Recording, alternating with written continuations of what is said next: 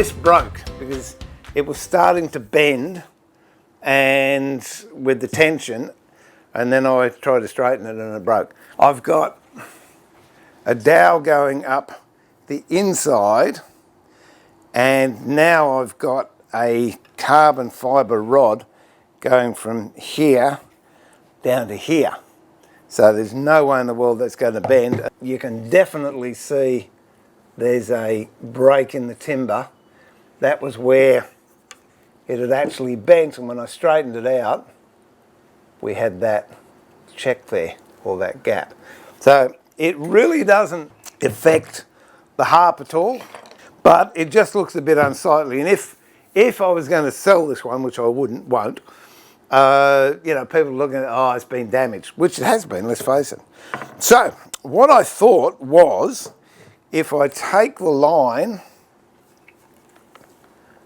of the neck there, and then you can see where that break is, I've got a piece of inlay that will fit through there. Now I could leave it like that, but I thought, no, I'll take it right back to the string band. I made it to go around a box that I was making.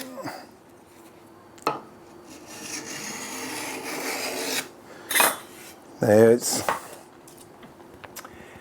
Grecian scrolls, and it's just made out of, as I said, hundreds and hundreds and hundreds of pieces of veneer.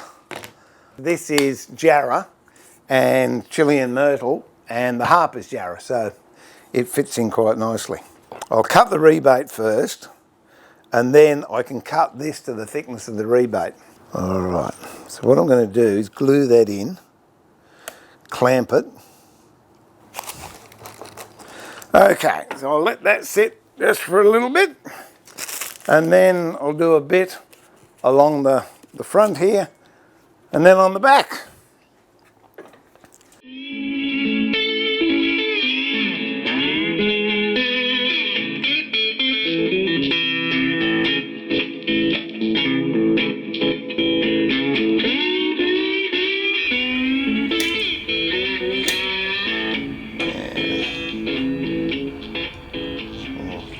I'll go a little bit undersized.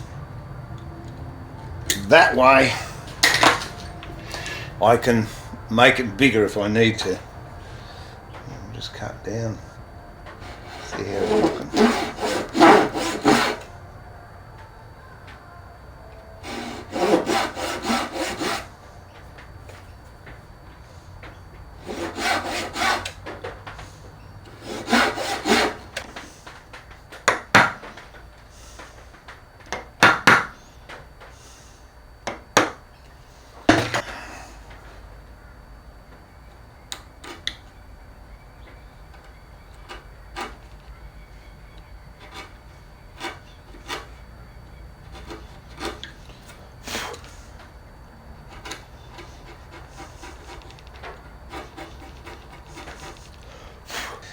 Going to be a bit hard to clamp, but I'm just going to put pressure on it. I might put a bit of tape on it actually.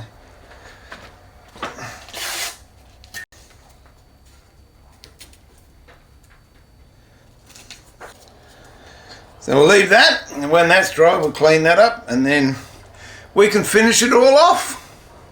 Alright, next day, this has been sitting there for 24 hours. We'll take it off and we will have a look. Now, because this is made up of veneers, it's very, very fragile. So the only way really I can do this, I think, is by sanding it. So we will get some 100 grit sandpaper on a sanding block and sand away. You can see it's starting to break away there where it's not supported. Now I'm just going to go through the grades. So that was 100. Go 180 now. All I want to do is take out the scratches of the 100 before, And again, it's one of those things it's a feel.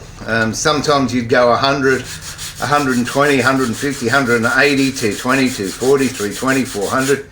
And other times, through experience, you can look at it and you go, oh, you go 100, 180, 240, 400, which is what I'm going to do here. So that was 180. Now I'm going to do some 400. Oh, sorry, 240. You'll notice I'm not using the quartz block with this, I'm just using my hand. My hand can tell if there's any bumps or fractures that I don't really want. Okay, and then a bit of 400. And we'll be good to go.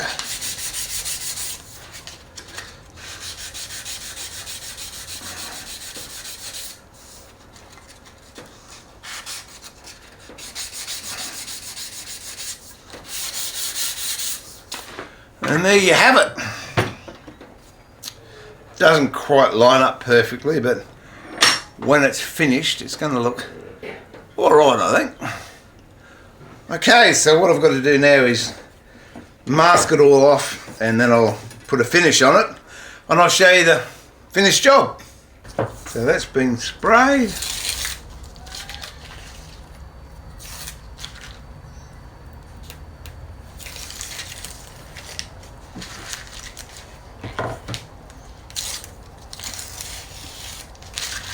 All I've got to do now is put a bit of polish on it.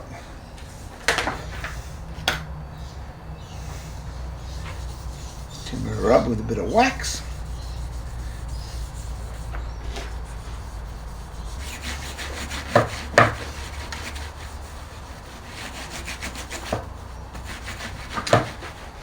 And I think that's done a pretty fair job of covering up that unsightly crack. There we go.